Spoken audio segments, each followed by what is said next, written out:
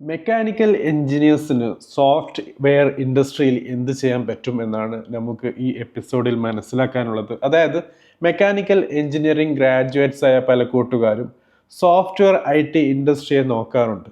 പലപ്പോഴും മനസ്സിലാക്കിയെടുക്കുന്നത് ഇൻഡസ്ട്രി മാറുമ്പോൾ അവരുടെ കരിയറും സ്കില്ലും മാറും എന്നുള്ളതാണ്. പക്ഷേ മെക്കാനിക്കൽ എഞ്ചിനീയറിംഗ് എന്നുള്ള ആ ടോപ്പിക്കും സ്കില്ലും വെച്ചിട്ട് തന്നെ you can find your own image, your own personality, your own space in IT software industry. അത് എങ്ങനെയെന്ന് നമുക്കത് എഡ്യൂക്കേറ്റഡ് ഡെയിലി എപ്പിസോഡിൽ ഇന്നത്തെ ഈ എപ്പിസോഡിൽ മനസ്സിലാക്കാം. എല്ലാ വ്യൂവേഴ്സിനും സബ്സ്ക്രൈബേഴ്സിനും ദ എഡ്യൂക്കേറ്റഡ് ഡെയിലി ഷോയുടെ പുതിയൊരു എപ്പിസോഡിലേക്ക് കൂടി സ്വാഗതം.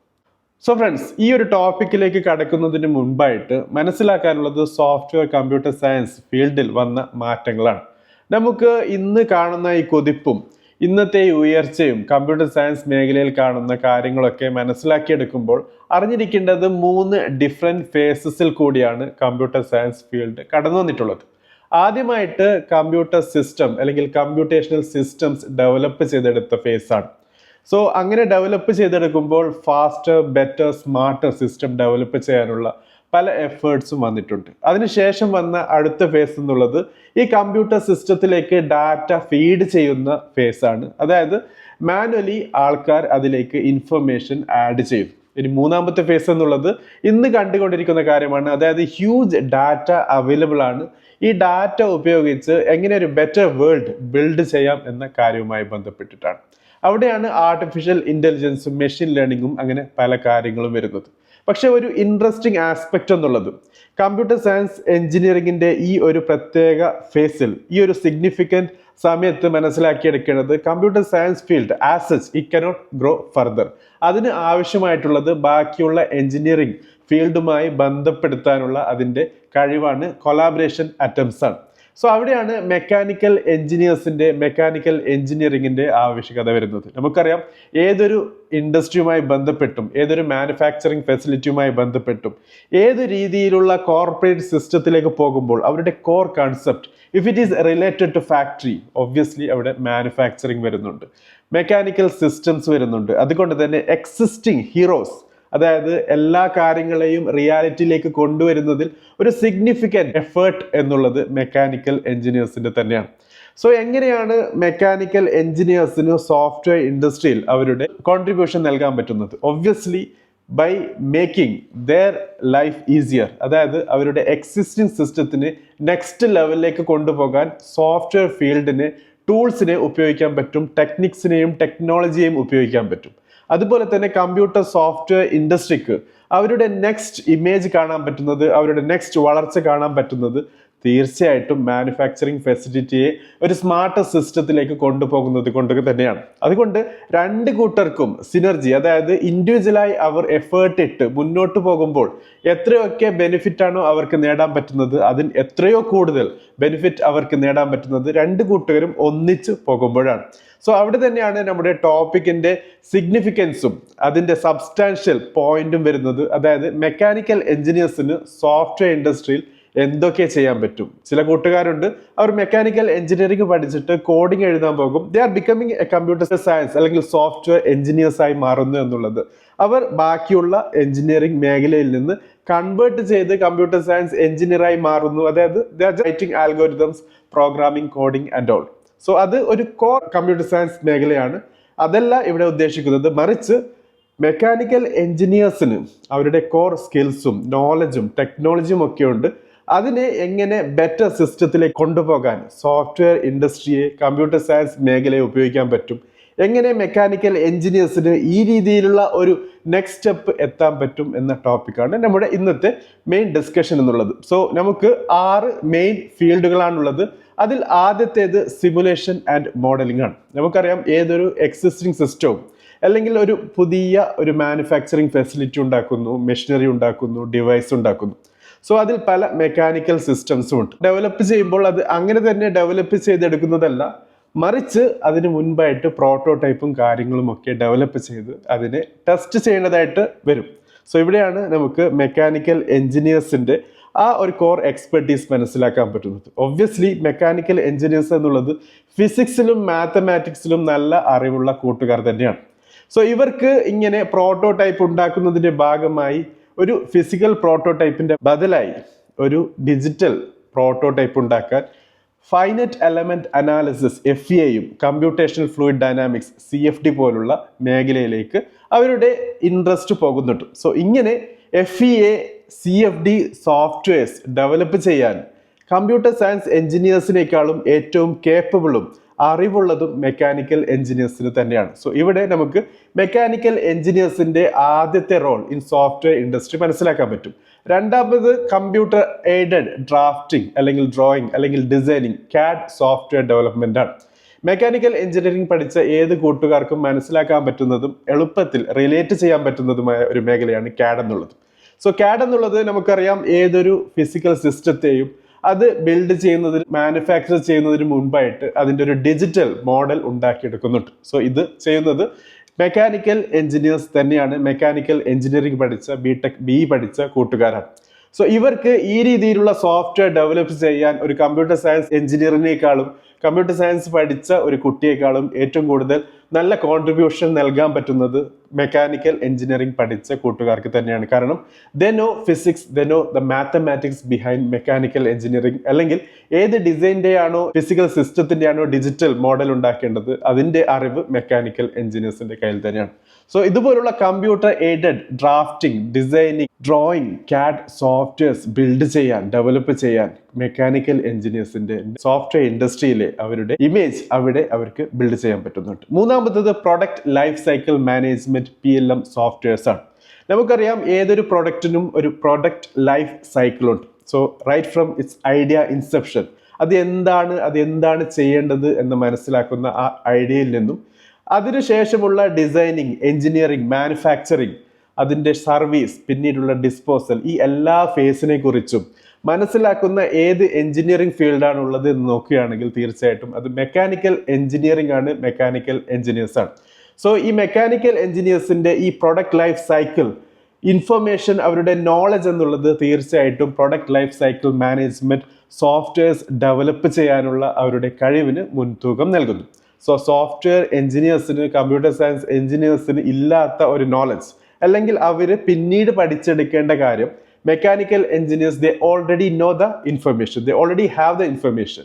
ആ ഇൻഫർമേഷൻ വെച്ചിട്ട് അവർക്ക് PLM സോഫ്റ്റ്വെയർ ഡെവലപ്പ് ചെയ്യാനും സോഫ്റ്റ്വെയർ ഇൻഡസ്ട്രിയിലെ പുതിയ ടെക്നോളജിക്കൽ കുതിപ്പിലേക്ക് കൊണ്ടുപോകാൻ പറ്റുമെന്നുള്ളതും മൂന്നാമത്തെ കാര്യമായി നമുക്ക് മനസ്സിലാക്കാൻ പറ്റുന്നു. ഇനി നാലാമത്തത് internet of things, IoT, industry 4.0 എന്നൊക്കെ പറയാറുണ്ട്. സോ ഡിഫറെന്റ് സിസ്റ്റത്തിനെ ഇന്റർനെറ്റുമായി ഘടിപ്പിച്ച്, ബന്ധിപ്പിച്ച്, കൊളാബറേറ്റ് ചെയ്ത്, കണക്ട് ചെയ്ത് കംപ്ലീറ്റ് പ്രോസസ്, ഓപ്പറേഷൻ ഓട്ടോമേറ്റ് ചെയ്യുന്ന ഒരു രീതിയാണ്. സോ ഇവിടെയും നമുക്ക് മനസ്സിലാക്കാൻ പറ്റുന്നത് മെക്കാനിക്കൽ സിസ്റ്റംസ് ഉണ്ട്, പല രീതിയിലുള്ള പ്രവർത്തനങ്ങളാണ് അത് ഫോളോ ചെയ്യുന്നത്. ഫിസിക്സ് ഉണ്ട്, മാത്തമാറ്റിക്സ് ഉണ്ട്. സോ ഒബ്വിയസ്ലി ഇവിടെയും നമുക്ക് മെക്കാനിക്കൽ എഞ്ചിനീയേഴ്സിന്റെ അവരുടെ എഫേർട്ട് മനസ്സിലാക്കിയെടുക്കാൻ പറ്റും.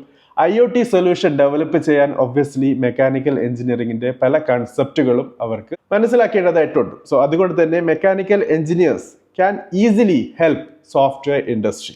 സോ ഫാക്ടറി ടെക്നോളജി ഒക്കെ നോക്കുകയാണെങ്കിൽ അതിനെ ഓട്ടോമേറ്റ് ചെയ്യുന്നതിന്റെ ഭാഗമായി, അല്ലെങ്കിൽ ഇന്റർനെറ്റ് ഓഫ് തിങ്സിൽ പുതിയ കാലത്തിലേക്ക് കൊണ്ടുപോകാൻ മെക്കാനിക്കൽ എഞ്ചിനീയേഴ്സ് ആയിരിക്കും കൂടുതൽ ക്യാപ്പബിൾ ആയിട്ടുള്ളത്. സോ മെക്കാനിക്കൽ എഞ്ചിനീയേഴ്സ് എന്ന് പറയുമ്പോൾ ഫ്രഷ്ലി ഗ്രാജുവേറ്റ്സ് അല്ല, മറിച്ച് minimum number of industry experience ഉള്ള മെക്കാനിക്കൽ എഞ്ചിനീയറിംഗ് ഗ്രാജുവേറ്റ്സിനെ കുറിച്ചാണ് പറയുന്നത്. ഇനിയുള്ളത് റോബോട്ടിക്സും ഓട്ടോമേഷനുമാണ് അഞ്ചാമത്തെ കാര്യമായി മനസ്സിലാക്കാനുള്ളത്. റോബോട്ടിക് സിസ്റ്റം എന്താണ് എന്ന് നമുക്കറിയാം, ഓട്ടോമേഷൻ സൊല്യൂഷൻസ് എന്താണെന്നും നമുക്കറിയാം. സോ ഒരു എക്സിസ്റ്റിംഗ് സിസ്റ്റത്തെ അതിനെ റോബോട്ടിക് ഫീച്ചേഴ്സ് വെച്ച് കൺവേർട്ട് ചെയ്യുകയും അതിനെ ഓട്ടോമേറ്റ് ചെയ്യുമ്പോഴും മാനുവൽ ആയിട്ടുള്ള ഇടപെടൽ അവർക്ക് കുറക്കാൻ പറ്റും എന്നുള്ളത് ഫാക്ടറി ടെക്നോളജീസിനെ ഫാസിനേറ്റ് ചെയ്തിട്ടുണ്ട്. So mechanics, kinematics, control systems പോലുള്ള ക്രൂഷ്യൽ ഫീൽഡിൽ റോബോട്ടിക് ആപ്ലിക്കേഷൻസ് വരുമ്പോൾ തീർച്ചയായിട്ടും മെക്കാനിക്കൽ എഞ്ചിനീയേഴ്സിന്റെ സോഫിസ്റ്റിക്കേഷൻ അവിടെ ആവശ്യമായിട്ടുണ്ട്. സോ സോഫ്റ്റ്വെയർ ഇൻഡസ്ട്രിക്ക് റോബോട്ട്സ് അതോടൊപ്പം ഓട്ടോമേഷൻ ഫീച്ചേഴ്സ് കൊണ്ടുവരുമ്പോൾ എക്സിസ്റ്റ് ചെയ്യുന്ന സിസ്റ്റത്തെ പഠിച്ച് അതിനെ എങ്ങനെ സോഫ്റ്റ്വെയർ ഫീൽഡിലേക്ക്, കമ്പ്യൂട്ടർ സയൻസ് മേഖലയുടെ ഫീച്ചേഴ്സിലേക്ക് കൊണ്ടുവരാൻ പറ്റും എന്ന കാര്യം മനസ്സിലാക്കുമ്പോൾ തീർച്ചയായിട്ടും അവിടെയും നമുക്ക് മെക്കാനിക്കൽ എഞ്ചിനീയേഴ്സിന്റെ കോൺട്രിബ്യൂഷൻ മനസ്സിലാക്കാൻ പറ്റും. ആറാമത്തെ കാര്യം ഡാറ്റ അനാലിസിസും അതോടൊപ്പം മെഷീൻ ലേണിംഗുമാണ്. ഡാറ്റ അബൻഡന്റ് ആണ്, പല രീതിയിലുള്ള കാര്യങ്ങളിൽ കൂടി ഡാറ്റ നമുക്ക് ലഭിക്കുന്നുണ്ട്. നേരത്തെ പറഞ്ഞ പോലെ 3 ഫേസസിൽ കൂടിയാണ് കമ്പ്യൂട്ടർ സയൻസ് മേഖല മുന്നോട്ട് വന്നിട്ടുള്ളത്. ആദ്യമായി ഒരു decent smart computer technology device build ചെയ്യുന്നു. രണ്ടാമത്തെ ഫേസിൽ നാം ഡാറ്റ അതിലേക്ക് ഫീഡ് ചെയ്യുന്നു. മൂന്നാമത്തത് ഈ ഡാറ്റ ഉപയോഗിച്ച് കൂടുതൽ നല്ല കാര്യങ്ങൾ, ബെറ്റർ വേൾഡ് ബിൽഡ് ചെയ്യുന്നു. സോ ഇവിടെയും ഡാറ്റ അനാലിസിസിന്റെ പ്രത്യേകത നമുക്ക് മനസ്സിലാക്കാൻ പറ്റുന്നതാണ്. അതോടൊപ്പം മെഷീൻ ലേണിംഗ്, ഒരു ഹ്യൂമൻ എങ്ങനെ പുതിയ കാര്യം പഠിച്ചെടുക്കുന്നു, അതുപോലെ തന്നെ ഒരു മെഷീനെ പുതിയ കാര്യങ്ങൾ പഠിച്ചെടുക്കാൻ സഹായിച്ച് അതിനെ ആർട്ടിഫിഷ്യൽ ഇന്റലിജൻസിന്റെ വൈറ്റൽ ടൂളാക്കി മാറ്റുന്ന ഒരു പ്രോസസ്സുണ്ട്. സോ ഇവിടെയും നമുക്ക് മെക്കാനിക്കൽ എഞ്ചിനീയേഴ്സിന്റെ റോൾ മനസ്സിലാക്കാൻ പറ്റും, പ്രസക്തമാണ്. ഒരു ആൽഗോരിതം ഡെവലപ്പ് ചെയ്യുന്നു, ഒരു പ്രഡിക്റ്റീവ് മെയിൻ്റനൻസ് സിസ്റ്റം ഡെവലപ്പ് ചെയ്തെടുക്കുന്നു, ക്വാളിറ്റി കൺട്രോൾ, അതോടൊപ്പം പ്രോസസ് ഒപ്റ്റിമൈസേഷൻ. റിസൾട്ടിലേക്ക് വരുമ്പോൾ അതിന്റെ തൊട്ട് മുൻപുള്ള ഫേസ് എന്നുള്ളത് മെക്കാനിക്കൽ എഞ്ചിനീയേഴ്സിന് സോഫ്റ്റ്വെയർ ഇൻഡസ്ട്രിക്ക് നൽകാൻ പറ്റുന്ന കോൺട്രിബ്യൂഷൻസ് ആണ്. ഇനി നമുക്ക് benefits of collaboration, mechanical engineer software ഇൻഡസ്ട്രിയുമായി കൊളാബറേറ്റ് ചെയ്യുമ്പോൾ എന്തൊക്കെ ബെനിഫിറ്റ് ആണ് നേടാൻ പറ്റുന്നത് എന്ന കാര്യം മനസ്സിലാക്കാം. ആദ്യത്തേത് എൻഹാൻസ്ഡ് പ്രൊഡക്റ്റ് ഡെവലപ്മെന്റ് ആണ്. സോഫ്റ്റ്വെയർ എഞ്ചിനീയേഴ്സിന്റെ എക്സ്പെർട്ടീസ് എന്നുള്ളത് കോഡിങ്ങും ആൽഗോരിതം ഡെവലപ്പ് ചെയ്തെടുക്കാനുള്ള കഴിവും യൂസർ ഇന്റർഫേസ് ബിൽഡ് ചെയ്യുന്ന കാര്യങ്ങളൊക്കെയാണ്. So they are taking to the future. പക്ഷേ എക്സിസ്റ്റ് ചെയ്യുന്ന the past thing is with mechanical engineers. So ഇവർക്കാണ് ഒരു എഫിഷ്യൻറ്റ് പ്രൊഡക്റ്റ് ഡെവലപ്പ് ചെയ്യാൻ ആവശ്യമായ കറൻ്റ്ലി റണ്ണിങ് പ്രോസസ്സിനെ കുറിച്ച് കൂടുതൽ കാര്യങ്ങൾ പറഞ്ഞു കൊടുക്കാനും മനസ്സിലാക്കി കൊടുക്കാനും എക്സിസ്റ്റിംഗ് സോഫ്റ്റ്വെയറിലേക്ക് അല്ലെങ്കിൽ പുതിയ സോഫ്റ്റ്വെയർ ടെക്നോളജിയിലേക്ക് ആവശ്യമായ ഇൻപുട്സ് നൽകാൻ പറ്റുന്നത്. So we are seeing the first contribution of mechanical engineers there. രണ്ടാമത്തത് ഇംപ്രൂവ്ഡ് സിമുലേഷനും അതോടൊപ്പം അനാലിസിസ് ടൂൾസുമാണ്. സോ മെക്കാനിക്കൽ എഞ്ചിനീയേഴ്സ് ആണ് ശരിക്കും മെറ്റീരിയൽ പ്രോപ്പർട്ടീസിനെ കുറിച്ചും സ്ട്രെസ് അനാലിസിസിനെ കുറിച്ചും ഫ്ലൂയിഡ് ഡൈനാമിക്സിനെ കുറിച്ചും ഒക്കെ മനസ്സിലാക്കിയെടുക്കുന്ന എക്സിക്യൂട്ടീവ്സ് അല്ലെങ്കിൽ പ്രൊഫഷണൽസ്, അല്ലെങ്കിൽ അവരാണ് ആ രീതിയിലുള്ള കാര്യങ്ങളിൽ കൂടുതലായി ജോബ് ചെയ്യുന്നത്. സോ ഇവർക്ക് ഒരു സിമുലേഷൻ അല്ലെങ്കിൽ ഒരു അനാലിസിസ് സോഫ്റ്റ്വെയർ ഒരു കമ്പ്യൂട്ടർ സയൻസ് എഞ്ചിനീയർ ഡെവലപ്പ് ചെയ്യുമ്പോൾ അവർക്ക് എന്തൊക്കെ കാര്യങ്ങളാണോ മനസ്സിലാക്കി എടുക്കേണ്ടത് അത് ശരിക്കും മെക്കാനിക്കൽ എഞ്ചിനീയേഴ്സിനാണ് അവിടെ ഫീഡ് ചെയ്ത് കൊടുക്കാൻ പറ്റുന്നത്. സോ അങ്ങനെ ഒരു ഇംപ്രൂവ്ഡ് സിമുലേഷൻ അതോടൊപ്പം അനാലിസിസ് ടൂൾസ് ഡെവലപ്പ് ചെയ്യാനുള്ള ഒരു എഫേർട്ടിലും മെക്കാനിക്കൽ എഞ്ചിനീയേഴ്സിന് കോൺട്രിബ്യൂട്ട് ചെയ്യാൻ പറ്റും. മൂന്നാമത്തത് ഇന്നൊവേഷൻ ആണ് മാനുഫാക്ചറിങ് പ്രോസസ്സിൽ. നമുക്കറിയാം ഇന്ന് കാണുന്ന ഏകദേശം എല്ലാ കാര്യങ്ങളും if you are seeing physically അതൊരു മാനുഫാക്ചറിങ് പ്രോസസ്സിൽ കൂടി കടന്നു വന്നതാണ്. So if there is A manufacturing process there will be machineries, there will be factories. So ഈ കംപ്ലീറ്റ് പ്രോസസ്സിനെ എങ്ങനെ ഇന്നോവേറ്റ് ചെയ്ത് നെക്സ്റ്റ് ഫേസിലേക്ക് കൊണ്ടുപോകാൻ പറ്റും? Obviously computer science engineering can do it. പക്ഷേ അവർക്ക് ചെയ്യണമെങ്കിൽ മെക്കാനിക്കൽ എഞ്ചിനീയേഴ്സിൻ്റെ സപ്പോർട്ട് വേണ്ടി വരുന്നു. കാരണം ഈ സപ്പോർട്ടിൽ കൂടി മാത്രമേ ഇവർക്ക് നോളജ് എക്സിസ്റ്റിംഗ് സിസ്റ്റത്തെ കുറിച്ച് മനസ്സിലാക്കാൻ പറ്റൂ. നാലാമത്തെ കാര്യം എന്നുള്ളത് ക്രോസ് ഡിസിപ്ലിനറി സ്കിൽ ഡെവലപ്മെന്റ് ആണ്. ഇന്ന് നാം കാണുന്നത് ഒരു പ്രത്യേക എഞ്ചിനീയറിംഗ് മേഖല മാത്രം ഒറ്റയ്ക്ക് വളർന്ന് പന്തലിക്കുന്നതല്ല, മറിച്ച് പല എഞ്ചിനീയറിംഗ് മേഖല ഒന്നിച്ച് അതിന്റെ സിനർജി കാണിക്കുന്ന കാര്യമാണ്. എന്താണ് സിനർജി എന്ന് നേരത്തെ ഡിഫൈൻ ചെയ്തിരുന്നു. ഏതായിരുന്നാലും ഇങ്ങനെ ക്ലോസ് ഡിസിപ്ലിനറി സ്കിൽ ഡെവലപ്മെന്റിന്റെ ഭാഗമായി മെക്കാനിക്കൽ എഞ്ചിനീയേഴ്സിനുള്ള യുണീക്ക് അഡ്വാൻറ്റേജും സോഫ്റ്റ്വെയർ എഞ്ചിനീയേഴ്സിലുള്ള യുണീക്ക് അഡ്വാൻറ്റേജും ചേർത്ത് മുന്നോട്ട് കൊണ്ടുപോകാൻ പറ്റുന്നു to make the world a better place. അഞ്ചാമത്തത് ബ്രിഡ്ജിങ് ദ നോളജ് ഗ്യാപ്പാണ്. സോ നേരത്തെ പറഞ്ഞ പോലെ mechanical engineers know many things, computer science engineers know many things. So ഇവർക്ക് രണ്ടുപേർക്കും അറിയുന്ന കാര്യങ്ങളെക്കാളും കൂടുതലും അറിയാത്ത കാര്യങ്ങളാണ്. സോ ഇങ്ങനെ അറിയാത്ത പല കാര്യങ്ങളും അറിഞ്ഞ് മുന്നോട്ട് പോകാൻ ഈ രണ്ട് കൂട്ടരും കൊളാബറേറ്റ് ചെയ്താൽ മാത്രമേ പറ്റൂ. സോ ഇങ്ങനെ നമുക്ക് നോളജ് ഗ്യാപ്പ്, അറിവിലുള്ള ആ ഒരു ഗ്യാപ്പ്, അറിവിന്റെ ആ ഗ്യാപ്പ് എന്നുള്ളത് ബ്രിഡ്ജ് ചെയ്ത് കൊണ്ടുപോകാൻ പറ്റും എന്നുള്ളതും നമുക്ക് ഇവിടെ പ്രത്യേകം മനസ്സിലാക്കി എടുക്കേണ്ടതാണ്. ഇനിയുള്ളത് ഡാറ്റയും അതോടൊപ്പം ചില സ്റ്റാറ്റിസ്റ്റിക്സുമാണ്. സോ മനസ്സിലാക്കേണ്ടത് മെക്കാനിക്കൽ എഞ്ചിനീയേഴ്സിന്റെ ജോബ് പ്രോസ്പെക്ട്സ് എങ്ങനെയാണെന്നുള്ളതാണ്. സോ 2021 മുതൽ 2031 വരെയുള്ള കണക്ക് നോക്കുകയാണെങ്കിൽ US bureau of labour statistics വെളിപ്പെടുത്തുന്നത് 4% വളർച്ചയാണ്. അതായത് ബാക്കിയുള്ള ജോബിലുള്ള ഫീൽഡിലുള്ള അതേ വളർച്ചാ നിരക്ക് ഇവിടെയും കാണാൻ പറ്റുന്നു. പക്ഷേ ഇതേ ഡാറ്റ കൊണ്ടുവരുന്ന വേറൊരു കണക്ക് കമ്പ്യൂട്ടർ സയൻസ് സോഫ്റ്റ്വെയർ ഇൻഡസ്ട്രിയിലാണെങ്കിൽ 22% ആണ്. അതായത് 2020 മുതൽ 2030 വരെ 22% വളർച്ചാ നിരക്കാണ് കമ്പ്യൂട്ടർ സയൻസ് മേഖലയിൽ കാണാൻ പറ്റുന്നത്. സോ ഇവിടെ വലിയൊരു ഗ്യാപ്പ് ഉണ്ട്. സോ ഇങ്ങനെ കമ്പ്യൂട്ടർ സയൻസ് മേഖലയിൽ വരുന്ന അവരുടെ ജോബിലുള്ള വളർച്ച അത് വെറും കോർ സോഫ്റ്റ്വെയർ ഇൻഡസ്ട്രിയിൽ മാത്രമല്ല, മറിച്ച് ബാക്കിയുള്ള എഞ്ചിനീയറിംഗ് മേഖലയുമായി ബന്ധപ്പെട്ട കൊളാബറേഷൻ വരുന്നുണ്ട്. So we are seeing good growth four mechanical engineering also when they R collaborating with software industry.